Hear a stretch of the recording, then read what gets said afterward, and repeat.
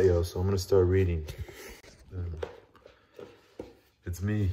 These are my eyes. They're brown. They're supposed to be light brown, but I know they're not. But so we're on Anthony Bourdain. I believe it's his second to last part. Dessert. You know how we were on like appetizer, then first course, second course, third course. Now we're on dessert. So we're on page 180. A day in the life.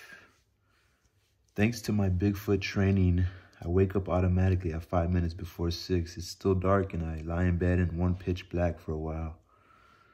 You know, it lies in pitch black for a while, smoking.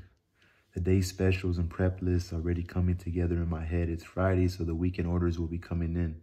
25 cases of mesclun, 18 cases of GPOD, 70 count potatoes, 4 whole 4 quarters of lamb, 2 cases of beef tenderloins, hundreds and hundreds of pounds of meat, bones, produce, seafood, dry goods, and dairy. I know it's coming, and the general order in which it will probably arrive. So I'm thinking triage, sorting out in my head what gets done first and by whom and what gets left until later. As I brush my teeth, turn on the shower, swallow my first couple of aspirin of the day, I'm reviewing what's still kicking around in my walking from previous days when I have to unload. Using specials merchandise. I hear the coffee grinder going, so Nancy is awake, which leaves me only a few more minutes of undisturbed reflection on food deployment before I have to behave like a civilian for a few minutes. I watch the local news and weather with my wife, noting for professional reasons any major sporting events, commuter traffic, and most important, the weekend weather forecast. Nice crisp weather and no big games. That means we're going to get slammed tonight. That means I won't come crawling home until close to midnight. By now, half watching the tube and half listening to Nancy, I'm fine-tuning the specials in my head. Grill station will be too busy for any elaborate presentations or a special with too many pans involved, so I need something quick, simple and easily plated, and something that will be popular with the weekend rubes. The people coming to dinner tonight and Saturday night are different from the ones who eat at my restaurant during the week, and I have to take this into account. Saddle of wild hare stuffed with foie gras is not a good weekend special, for instance. Fish with names unrecognizable to the greater part of the general public won't sell.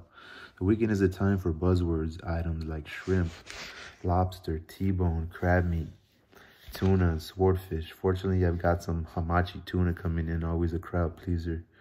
As I walk up to Broadway and climb into a taxi, I'm thinking grilled tuna liver noir with roasted potatoes and grilled asparagus for fish special. My overworked grill man can heat the already cooked off spuds and pre-blanched asparagus on a sizzle platter during service. The tuna will get a quick walk across the grill, so all he has to do is heat the sauce to order. That takes care of fish special. Appetizer special will be cockles steamed with chorizo, leek, tomato, and white wine, a one-pan wonder. My guard manger man can plate salads, roulettes, ravioli, confits de canard, while the cockle special steams happily away on a back burner. Meat special is problematic. I ran the ever-popular T-bone last week, 2 weeks in a row, would threaten the French theme, and I run about a 50% food cost on the massive hunks of expensive beef. Tuna is already coming off the grill, so the meat special has got to go to the sauté station. My sous chef, who's working sauté tonight, will already have an enormous amount of missing plates to contend with, struggling to retrieve all the garnishes and prep from an already crowded lowboy region just to keep up with the requirements of the regular menu. At any one time, he has to expect and be ready for orders for moulets, mariniers, boudin noir with caramelized apple, navarine of lamb with an appalling array of garnishes, baby carrots, pearled onions, niçoise olives, garlic confit, tomato, concasse, fava beans, and chopped fresh herbs, filet à poivre, steak à poivre, steak tartare, calf's liver persiled, cassoulet, Toulousaine, Marguerite de Moulard with quince and sauce miel, the ridiculously popular mignon de pork, pieds du cochon, and tonight's special, whatever that's going to be. People are, don't worry, it's all love. And you guys are screaming at the phone like, how does he say it like this? It's supposed to be the other way. He's fucking it all up. I hope we have the book in front of you. But all these crazy savage Bourdain fans, I'm sorry. I've got some play here, both leg of venison and some whole pheasants are coming in, so I opt for the pheasant. It's a roasted dish, meaning I can par roast it ahead of time, requiring my sous chef simply to take it off the bone and sling it into the oven to finish, and heat the garnishes and sauce before serving. Easy special, a layup that should help the matters somewhat. By the time I arrive at Les Halles, I have my ducks pretty much in a row. I'm the first to arrive as usual, though sometimes my pastry chef surprises me with an early appearance. And the restaurant is dark. Salsa music is playing loudly over the stereo behind the bar for the night porter. I check the reservation book for the night, see that we already have 80 or so res on the book. I check the previous night's numbers. The Matre de has already totaled up reservations and walk-ins. And see that we did a very respectable 280 meals, a good portent for my food costs. The more steak frights I sell, the better the numbers will be. I flip through the manager's log, the notebook where the night manager communicates with the day management, noting customer complaints, repair requirements, employee misbehavior, important phone calls. I see from the log that my grill man called one of the waiters a cocksucker and pounded his fist on his cutting board in a menacing way when 5 diners waddled into the restaurant at 3 minutes of midnight closing and ordered 5 côtes de bœuf. Medium well cooking time, 45 minutes. I sip my cardboard tasting takeout coffee from the deli next door and walk through the kitchen, taking notice of the cleanup job the night porter has done. It looks good. Jaime grins at me from the stairwell. He's dragging down a bag full of sodden linen, saying, "Hola, chef." He's covered with grime, his whites almost black from handling dirty food, smeared kitchen floor mats, and hauling hundreds of pounds of garbage out to the street. I follow him down, walk through the still wet cellar to the office, plop down on my desk, and light my 10th cigarette of the day while I rummage around in my drawer for a meat inventory sheet order for him. First thing to do is find out exactly how much cut, fabricated meat I have on hand. If I'm low, I'll need to get the butcher on it early. If I have enough stuff on hand to make it through tonight, I'll still have to get tomorrow's order in soon. The butchery is very busy at Les Halles, cutting meat not just for the Park Avenue store, but for our outposts in DC, Miami, and Tokyo. I kick off my shoes and change into checks, chef's jacket, clogs and apron. I find my knife kit, jam a thick stack of side towels into it, clip a pen into my jacket sideways so it doesn't fall out when I bend over, and take a ring of keys from my desk, pop the locks on the dry goods room, walk in, reach-ins, pastry box, and freezers. I push back the plastic curtains of the refrigerated butchery, a cool room where the butchers do their cutting, and grab the assistant butcher's boom box from the work table, knives, towels, radio, clipboards, and keys in hand. I climb the Stairmaster back up to the kitchen. I've assembled a pretty good collection of mid-70s New York punk classics on tape. Dead Boys, Richard Hell, and the Boydoids, Heartbreakers, Ramones, Television, and so on, which my Mexican grill man enjoys as well. He's a young headbanger fond of Rob Zombie, Marilyn Manson, Rage Against the Machine, so my musical selections don't offend him. I'm emptying the saute station, reaching where he arrives. Carlos has got a pierced eyebrow, a body by Michelangelo, and considers himself a master soup maker. The first thing he asks me is if I got snapper bones coming in. I nod. Carlos dearly loves any soup he can jack with Ricard or Pernod. So today's soupe de poisson with Ruel is a favorite of his. Omar, the guard manger man who sports a thick barbed wire tattoo around his upper arm, arrives next, followed quickly by the rest of the Queen's residents. Segundo, the Vato Loco prep centurion, Ramon, the dishwasher, and Janine, the pastry chef. Camelia, the general manager, is last. She walks to work and we exchange bonjour and comment gava. Soon everyone is working. Carlos roasting bones for stock, me heating sauces, and portion pavis. Okay, that's that. Roasting bones for stock. That's where the flavor's at. Shit makes me hungry. Soon everyone is working. Carlos roasting bones for stock, me heating sauces and portioning pavis, filet mignons, pork mignons, duck breasts and liver. Before 12, I got the cut and pepper pavis and fillets, skin and slice the calf's liver, lug up cassoulet, caramelized apples, blanch baby carrots, make garlic confit and reload grated cheese, onion soup, sea salt, crushed pepper, breadcrumbs, and oils. I got to come up with a pasta special using what's on hand. Make liver noir sauce for Carlos, make a sauce for the pheasant, and most annoying, make a new batch of Navarin, which will monopolize most of my range top for much of the morning. Someone in the middle of all this, I have to write up the specials for Camellia to input into the computer and set the prices. At 9:30 sharp, she's going to start buzzing me on the intercom, asking me in her thick French accent if I have le menu, L-E space Muhnew. Le Manu. So Camellia, so she has to put the prices together, huh? Delivery guys keep interrupting me for signatures, and I don't have nearly as much time as I like to check over this stuff. As much as I like to push my snout into every fish gill and fondle every vegetable that comes in the door, I can't. There's just not enough time. Fortunately, my purveyors know me as a dangerously unstable and profane rat bastard, so if I don't like what I receive, they know I'll be on the phone later, screaming at them to come and pick this shit up. Generally, I get very good product. It's in my purveyor's interest to make me happy. Produce, however, is unusually late. I look at the kitchen clock nervously, not much time left. I have a tasting to conduct at 11:30. I have a tasting to conduct at 11:30.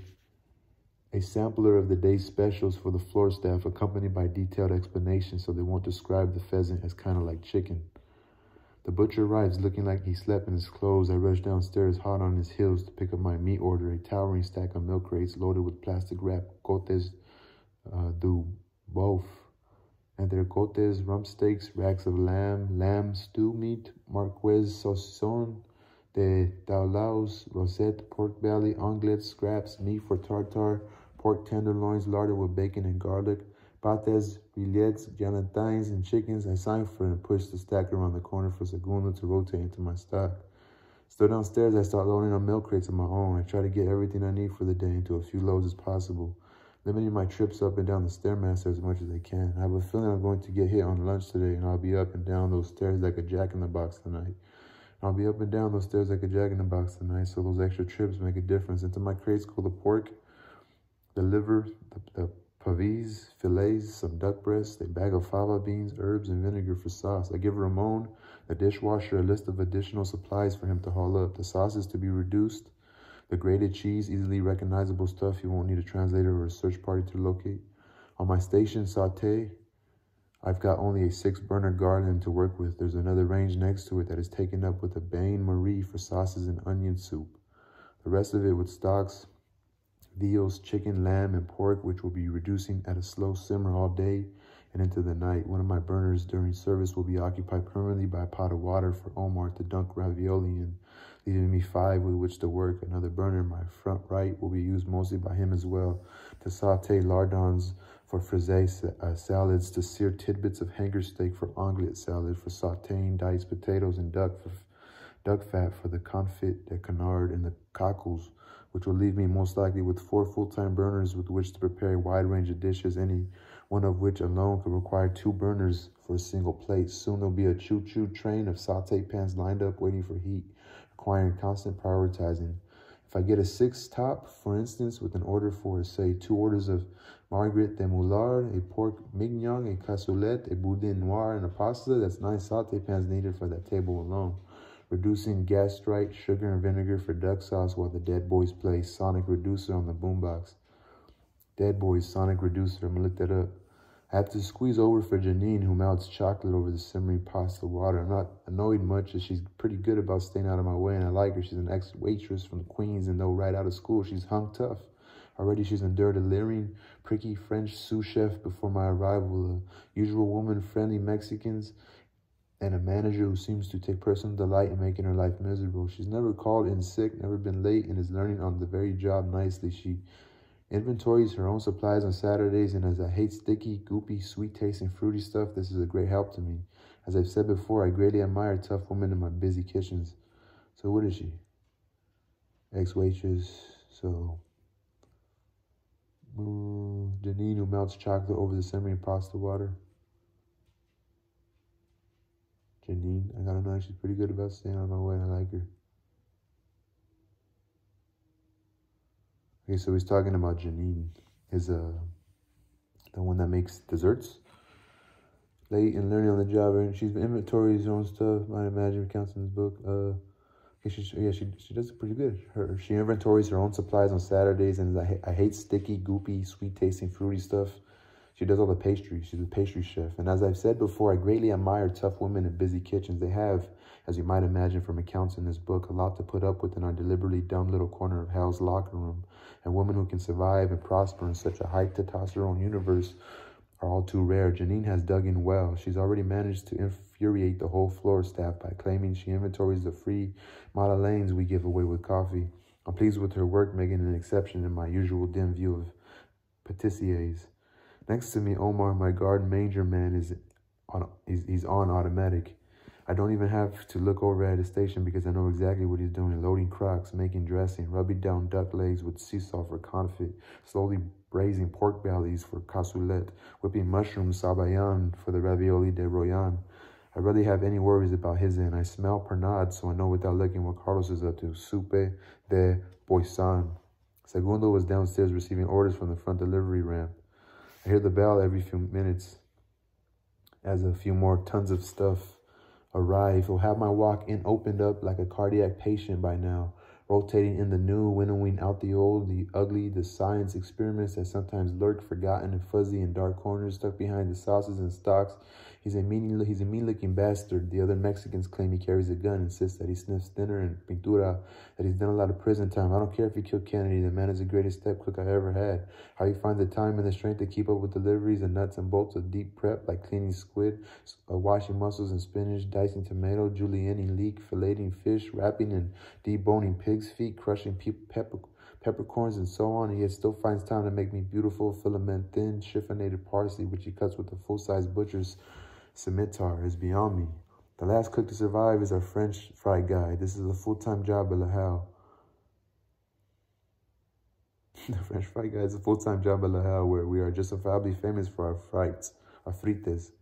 Miguel, who looks like a direct descendant of some Aztec king, spends his entire day doing nothing but peeling potatoes, cutting potatoes, blanching potatoes, and then during service, dropping them into 375-degree peanut oil, tossing them with salt, and stacking the sizzling hot spuds onto plates with his bare hands. I've had to do this a few times, and it requires serious calluses. I hope the waiter's meeting and tasting at 11:30. I hold it, the waiter's meeting and tasting at 11:30. The new waiter doesn't know what prosciutto is, and my heart sinks. I run down the special, speaking slowly and enunciating each syllable as best I can for the slower, stupider ones. The soup is soupe de poisson with rouille. That's a garlic pepper mayonnaise garnish. For the newbies, pasta is linguine with roasted vegetables, garlic, baby artichokes, basil, and extra virgin olive oil. The whole roasted fish of the day is black sea bass, that's not striped bass for our slower students, and crusted with sel de Bourdain. The fish of the day is grilled tuna livornois. Asparagus, and roasted potatoes. Does anyone need livornois explained again? The meat special is roast pheasant with port wine sauce and braised red cabbage. There are 5 fillets for 2 available. That's the big hip end piece of the sirloin, strip carved tableside for $50. Dessert special is tart tatin. It's not too bad a lineup on the floor today. Doogie Howser, Morgan, the part-time underwear model, Ken, the veteran who has a maniacal laugh you can hear out on the street.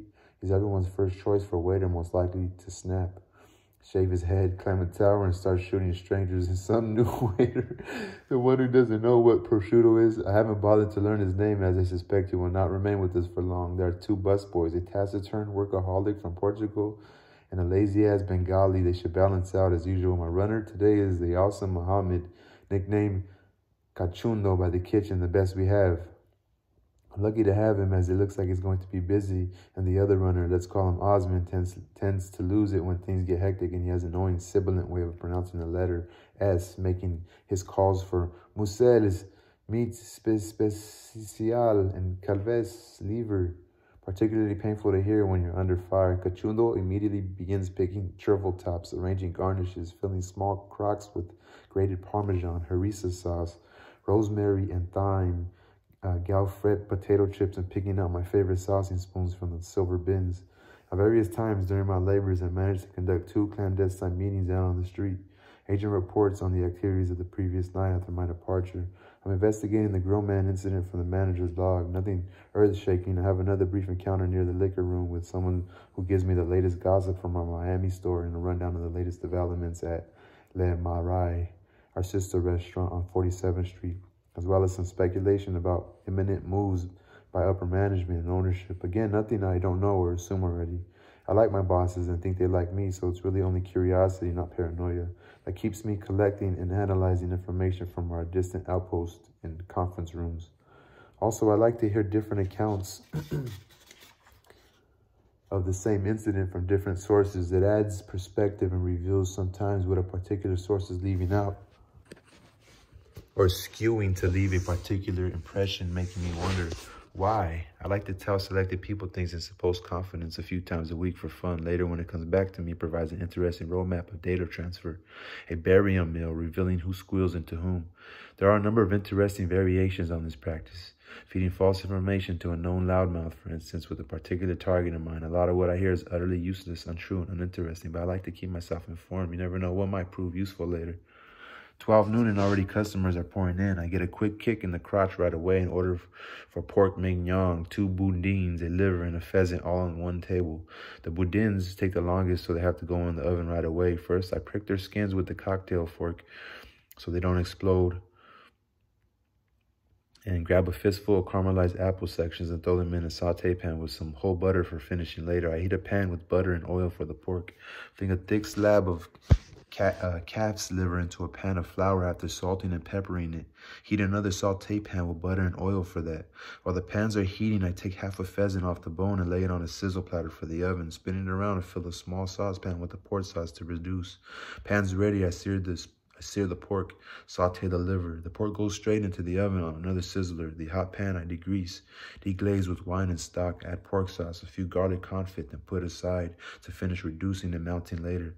The liver half cooked, I put it aside on another sizzler. I saute some chopped shallots, deglaze the pan with red wine vinegar, give it a shot of demi-glaze, season it and put that aside too. An order for mussels comes in with a breast of duck order right after. I throw on another pan for the duck load. A cold pan with mussels, tomato coulis, garlic, shallots, white wine, and seasoning. The mussels will get cooked a la minute and finished with butter and parsley. More orders come in. It's getting to be full tilt boogie time. Another pheasant, more pork, another liver, and ouch, a navarin, a one-pot wonder, but requiring a lot of digging around in my low boy for all the garnishes. The key to staying ahead and on a busy station is moving on a dish as soon as its name is out of the cachuno's mouth. Setting up the pan, doing the pre-searing, getting into the oven quickly, making the initial moves so that later when the whole board is fluttering with dupes, I can still tell what I have working and what I have waiting without having to read the actual tickets again. Ready on 12, says Carlos, who's already got a load of steak and chops and a few tunas coming up. No, says Carlos. Ready on 12, says Carlos, who's already got a load of steaks and chops and a few tunas coming up. He wants to know if I'm close on my end. Let's go on 12, I say. Miguel starts dunking spuds. I call for mashed potatoes for the boudins from Omar. Give the apples a few tosses over flame, heat, and melt my liver sauce. Pull the pork mignons from the oven and clip off the strings that hold them together. Heat potatoes and veg for the pheasant. Squeeze the sauce for the pheasant between pots onto a back burner. Move the mussels off the heat and into a ready bowl. Calling papa fritas para conchas negras to Miguel. I spin and bend to my check my duck breast. Sauce pot with duck sauce and quince. I'll heat those right in the sauce. No room now. The orders are really coming in. The printer chattering away nonstop. I'm sneaking peeks at the dupes while they're still coming off the printer, trying to pick out what I'll be needing like a base runner, stealing signals. The intercom buzzes and I pick up annoyed. Line 1 for the chef, says the hostess. I push the blinking green light to salesman wanting to sell me smoked fish. I answer all sweetness and light, lulling him into the bear trap in the Bigfoot style. So let me get this straight, I say, after he's jabbered away about his full line of delicacies, me trying to sound a little slow and confused. You want to sell me food, yes? Right? Yes. You want to sell me food, yes? Yes. Oh, no, you want to sell me food, right? And the guy said, yes, comes the reply. The salesman sounding encouraged by my interest and apparently stupidity. And in general, you say, I continue, you have like a lot of restaurant accounts, in fact. You probably say that like you are in the business of servicing restaurants, and chefs in particular. Oh yes, says a witless salesman, beginning a litany of the usual prestigious accounts, the names of other chefs who buy his fine smoked sturgeon, salmon, trout, and fish eggs. I've had enough and cut him off so cold. So what the fuck are you doing calling me in the middle of the fucking lunch rush? I scream into the phone, smashing it abruptly into the cradle. I cast a duck just in time, roll it over skin side down again and pull it out of the oven. I got a filet au poivre on order, not on the regular lunch menu, but it's a steady customer. It says Canchuno, and I'm set up for it anyway, so I start searing one off. Another pasta. I pour extra virgin into a pan and saute some paper-thin garlic slices with some crushed red pepper. Add the artichoke hearts, roasted vegetables, some olives. I don't know why, but I always start humming Tony Bennett or Dino. Today it ain't that a kick in the head. When I'm cooking pasta, I like cooking pasta. Maybe it's that I always wanted to be Italian-American in some dark part of my soul. Maybe I get off on that final squirt of emulsifying extra virgin just after the basil goes in. I don't know. More pork mignons. The running calls down to Janine, who's making clafoutis batter at her workstation, the salad, and she's coming running up to plate desserts. We're doing well so far. I'm keeping up with the grill, which is a faster station unless table orders a côte de boeuf or a fowl filet for 2 or a whole roasted fish, which slows the order down. Omar is up to date with the appetizers, and I'm actually feeling pretty good, right in the zone, no matter what comes in or how much of it my hands are landing in the right places. My moves are still sharp and my station still looks clean and organized. I'm feeling fine. Putting a little English on the plates when I spin them into the window, exchanging cracks with Carlos, finding time to chide Doogie Howser for slipping that filet pulver by me without checking first.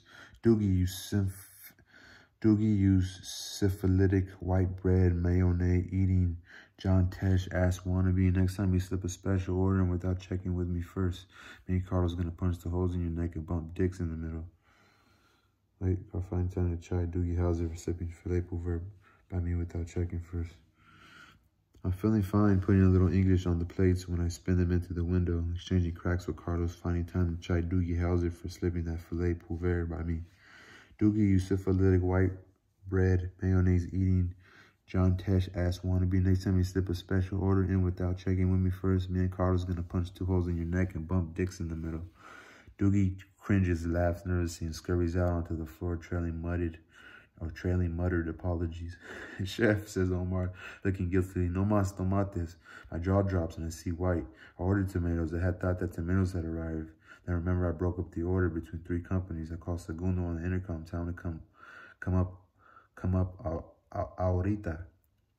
I'm almost furious with Omar for waiting until we're out of tomatoes to tell me there are no more. What the fuck is going on? I asked Segundo, who slouches in the doorway like a convict in the exercise yard.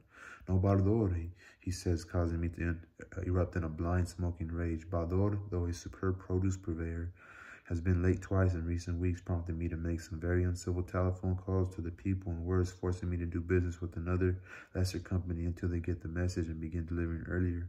Now, with no tomatoes and no delivery in the Rush building, I'm furious. I call Baldor and start screaming right away. What kind of glue-sniffing crackhead mesomorphs you got working for you? You don't have an order for me? What? I called the shit in myself. I spoke to a human. What? Okay, I called the shit in myself. I spoke to a human. I didn't even leave it on the tape, and you're telling me you don't have my order? Okay, wait. You don't have an order for me? What? I called the shit in myself. I spoke to a human. I didn't even leave it on the tape, and you're telling me you don't have my order? I got 3 fucking produce companies, 3, and it's always you that fucks me in the ass. I hang up, pull a few pans out the flame, load up some more mussels, sauce a duck, arrange a few pheasants, and check my clipboard. I'm in the middle of telling Cachuno to run across the street to Park Bistro and ask the chef there if we can borrow some tomatoes when I see from my neat columns of checked off items on my clipboard that in fact I ordered the tomatoes from another company. I didn't order anything for Baldor. I have no time to feel bad about my mistake. That'll come later. After screaming at the blameless Baldor, my anger is gone. So when I call the guilty company, I can barely summon a serious tone. It turns out that my order has been routed to another restaurant, Layla instead of Leha. I make a mental note to refer to my restaurant as Le Hallis in the future. The dispatcher, Layla, Le Hallis,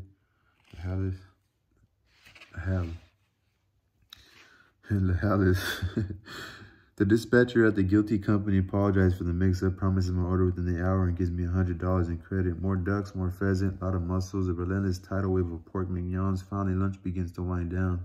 I enjoy a cigarette in the stairwell while Carlos continues drilling out steaks, chops, and Baylards. Nothing from my station.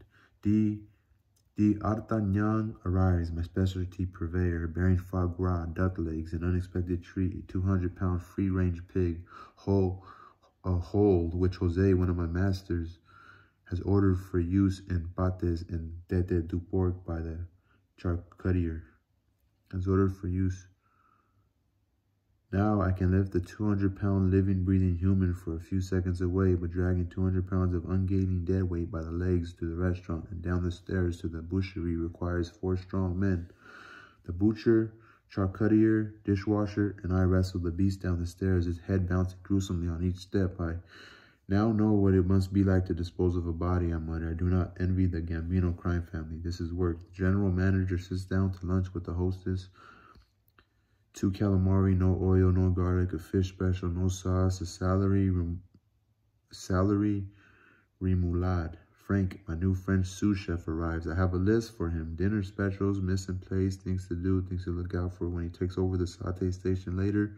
Relieving me, I am grateful. My knees are hurting and the familiar pain in my feet is worse than usual. Jose, my boss, stops by, wanting to take me to the green market. I quickly tie up a few loose ends and make sure Frank is briefed. I walk down to the market about 11 blocks. We fondle, sniff, squeeze, and rummage through produce for a while, returning to the restaurant an hour later with pears, lemon verbena, some baby fennel, fingerling potatoes, and some turnips or greens, for all of which I have to come up with specials.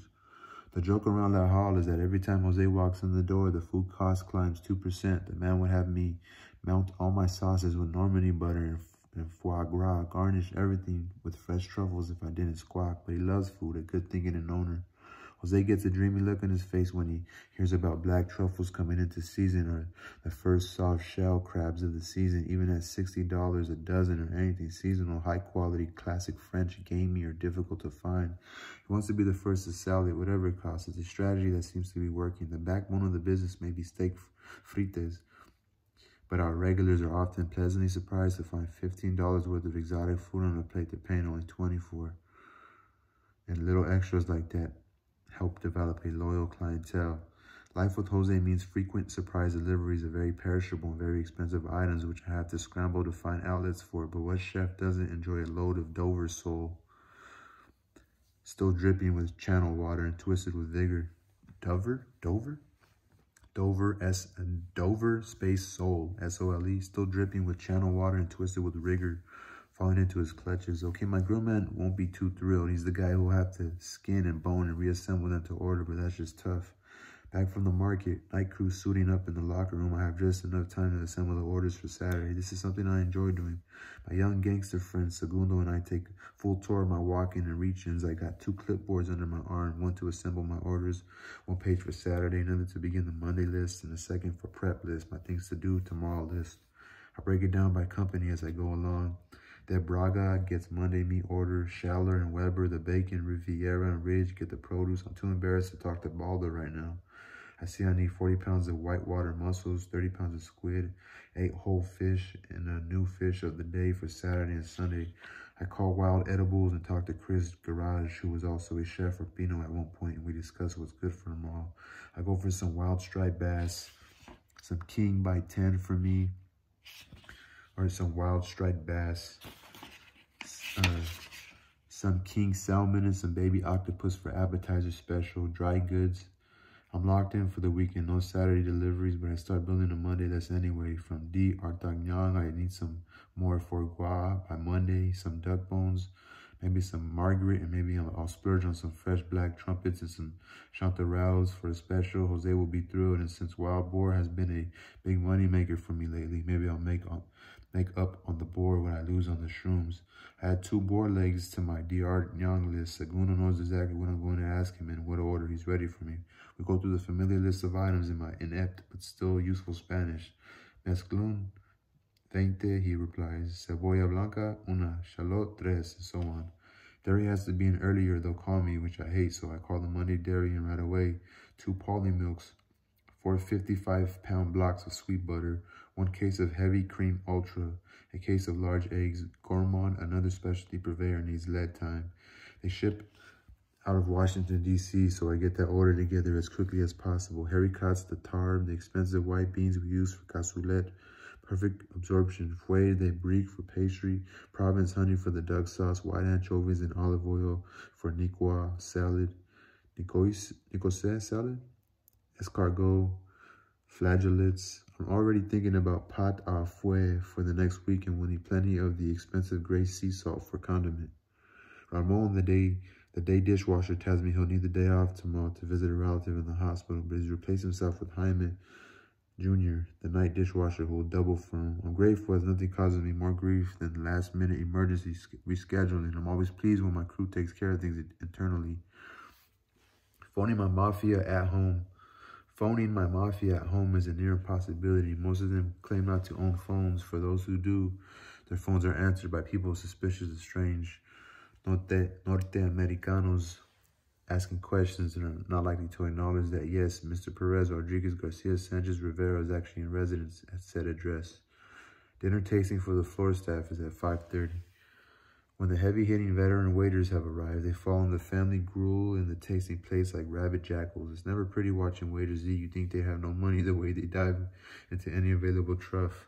Dinner tasting is conducted in the kitchen as there are customers in the dining room straight through lunch into dinner. It looks like a crowded subway car as they describe the evening special and present each plate. They tear at the 4 plates of food, ripping apart the pheasant with their hands, nearly spearing each other with forks as they gouge at the tuna. Drag cockles to the greasy maws with bare hands and quickly turn Janine's lovely tarte tatin into a dark smear. I swallow some more aspirins. At 5:45, the downstairs is clogged with the nighttime life for waiter crew, sitting on milk crates, folding napkins, smoking and talking about each other. Who got drunk last night? Who got thrown out of a mob run after hours club? Then woke up in the bushes outside his house. Who thinks the new Mater D is going to lose it tonight when the room fills up and the customers stacked up at the bar start screaming for the tables? Who's going to win the World Cup? Who thinks Heather Graham is a babe? Who probably takes it in the ass this week? And how about the time the Bengali busboys got into a fight in the middle of the dining room and one stuck a steak knife into the other? Dinner service, overbooked as usual, with two whopping 12 tops. With two whopping 12 tops booked for prime time. I remain in the kitchen to expedite, hoping that maybe, just maybe, things will slow down enough by 10 for me to have a couple of cocktails and get home by 11. But I know full well that the 2 big tables will hold up seating by at least an hour. More than likely, I'll be here for the full hour. By 8:30, the board is full. Entree tickets flutter in the pool from the exhaust fans. To my right, below the window, plated appetizers are lined up, waiting to get delivered to the tables. The window is full of sauté dishes. And a work table in front of the fry station, a panorama of steaks at different donenesses. It's still Cachundo who's working in double two, and he ferries the plates out by hand, 4 or 5 at a time. Still I have the press gang, the occasional busboy or empty-handed waiter, separating them out from the herd at the coffee and bread stations and returning dirty plates and glasses into delivering desserts. I don't want ice cream melting over the clafoutis or the whipped cream on the chocolate mousses to start falling. Food's getting cold and my voice is already blown out from calling out orders over the noise from the dishwasher, the hum of the exhaust, the whine of the Baco jet machine, and the growing roar from the dining room. I make a hand gesture to a friendly waiter who knows what I want, and he soon arrives with an industrial, a beer stein filled with margarita for me. The drink manages to take the edge off my raging adrenaline buzz and goes down nicely after the 3 double espressos, 2 beers, 3 cranberry juices, 8 aspirins, 2 ephedrine drinks, and a hastily gobbled hunk of merguez, which I managed to squeeze into a hill of bread before swallowing it in 2 bites. By now, my stomach is rolling hell, broth of suppressed frustration, nervous energy, caffeine, and alcohol. The night guard manger man, Angel, who looks like he's 12 but sports a tattoo of skull impaled with the dagger on his chest, future wife beater, I think, is falling behind. He's got 3 raviolis, 2 duck confits, 5 green salads, 2 escargots, 2 Belgian endive and Stilton salads, 2 cockles, a smoked salmon, and blini, 2 foie gras, and pate working, and a pate working.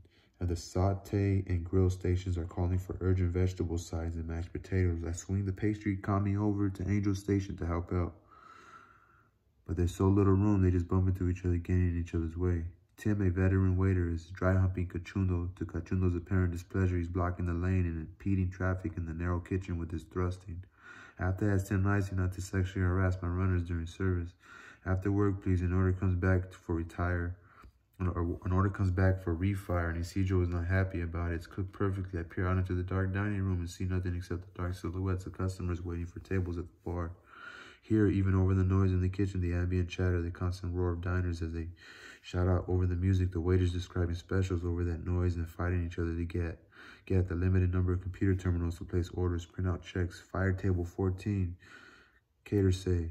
That's 6, 7, 14, and 1 on fire, I shout. Isidro, you time it?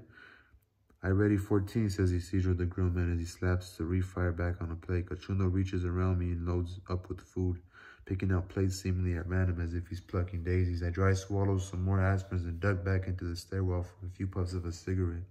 A whole roasted fish comes back. The customer wants it deboned, says an apologetic waiter. I told him it comes on the bone. He whines, anticipating decapitation himself. Isidro growls and works on the returned fish, slipping out the fillets by hand and then replating it. The printer is going non-stop now. My left hand grabs tickets, separates out white copy for grill, yellow copy for sauté, pink copy for me, coffee orders for the busboys. My right hand wipes plates, jams, gaufret potatoes, and rosemary sprigs into mashed potatoes, moves tickets from the order to the fire pot stations. Move tickets from the order to the fire positions. Appetizers on order to appetizers out. I'm yelling full time now, trying to hold it together, keep an even pace. My radar screen is filled with incoming bogeys and I'm shooting them down as fast as I can.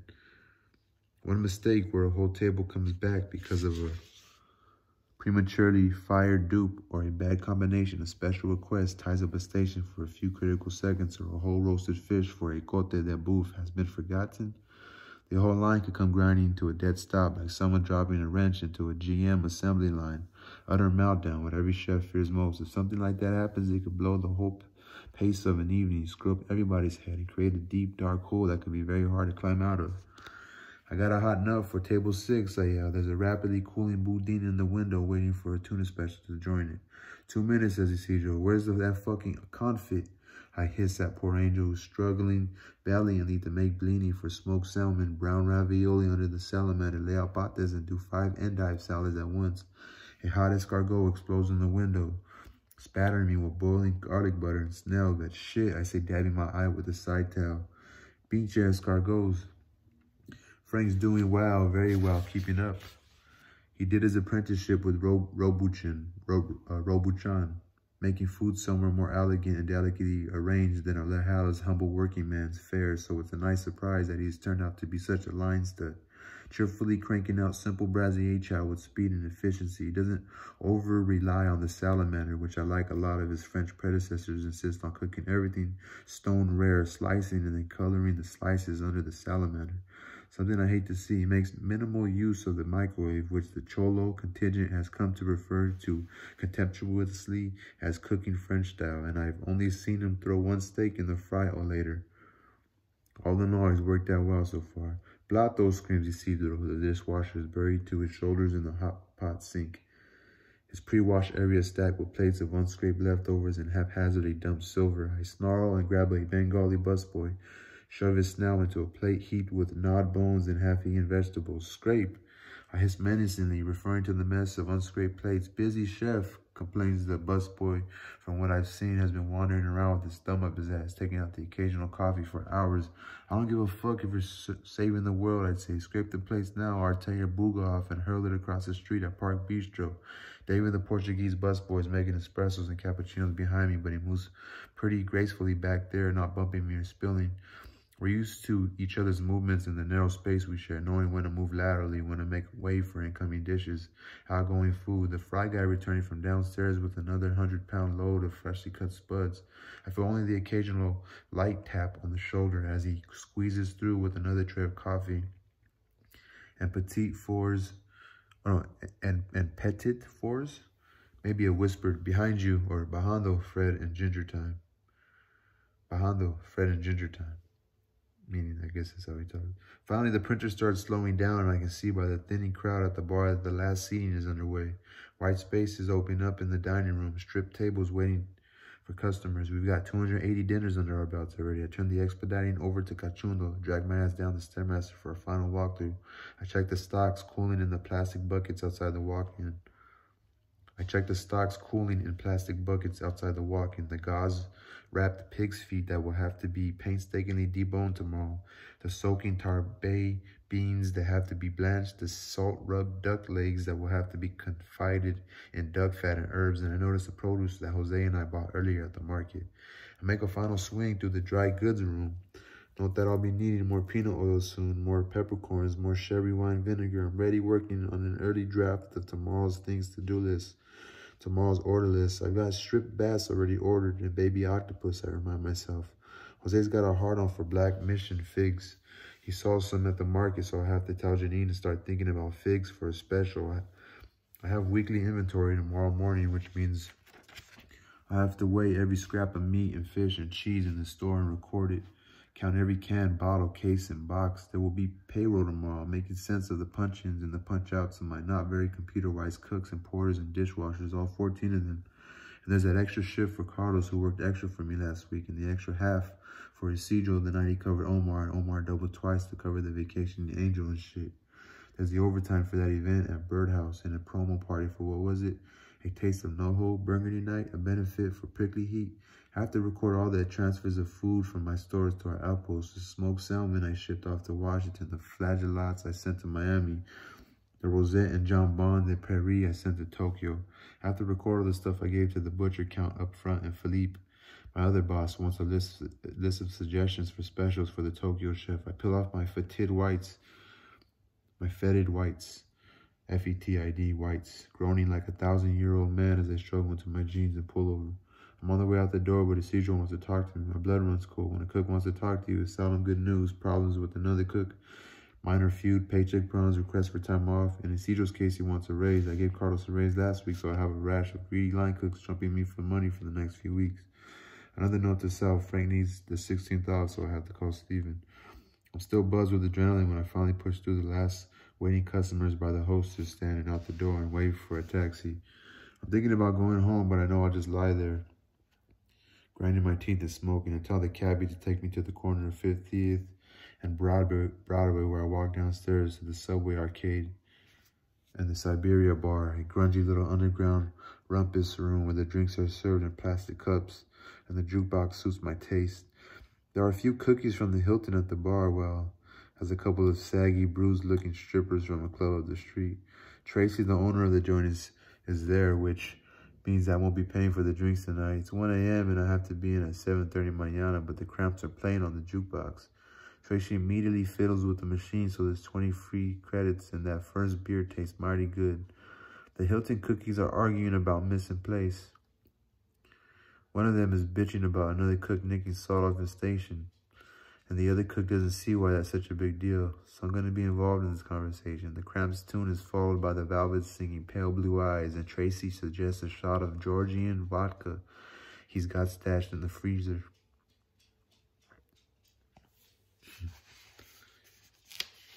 That was one of the longest chapters of the book. All right, y'all. Peace.